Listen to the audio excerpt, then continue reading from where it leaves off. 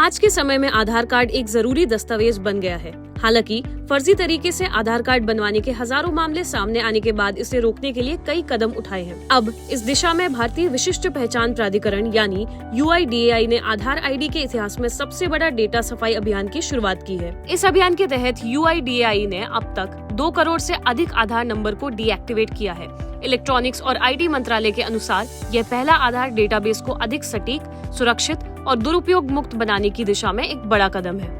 Deactivate किए गए 2 करोड़ से अधिक आधार नंबर उन लोगों के हैं जिनकी मौत हो चुकी है।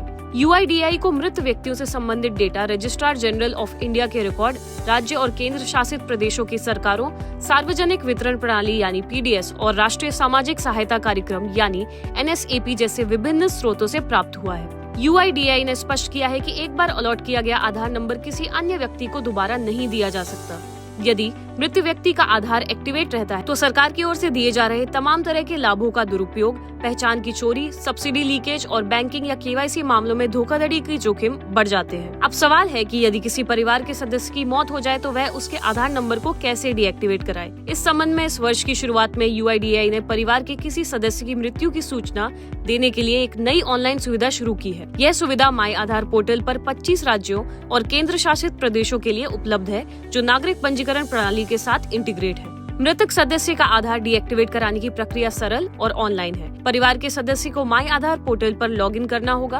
अपनी पहचान प्रमाणित करने के बाद उनको मृतक का आधार नंबर और मृत्यु पंजीकरण संख्या सहित अन्य आवश्यक विवरण भरने होंगे। UIDAI सभी जानकारी की पुष्टि करने के बाद आधार को डीएक्टिवेट कर देता है। अब आखिर में यह भी जान लेते हैं कि आपका आधार कार्ड एक्टिव है या नहीं।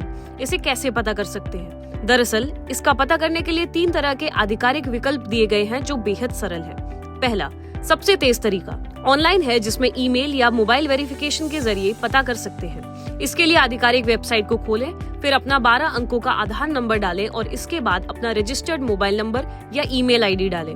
फिर कैप्चा भरें और सबमिट OTP पर क्लिक कर दें। यदि OTP आपके रजिस्टर्ड मोबाइल पर आता है और सक्सेसफुल वेरीफाई हो जाता है तो इसका मतलब है कि आपका आधार एक्टिव है।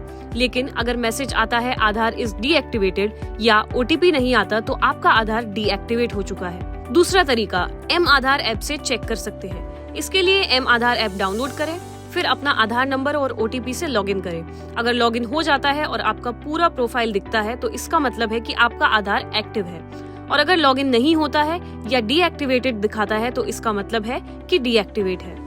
तीसरा तरीका टोल फ्री नंबर पर कॉल करके भी पता कर सकते हैं। इसके लिए 1947 पर कॉल करें, अपनी भाषा चुनें और आधार नंबर बताएं। कस्टमर केयर आपको बता देगा कि आधार एक्टिव है या नहीं।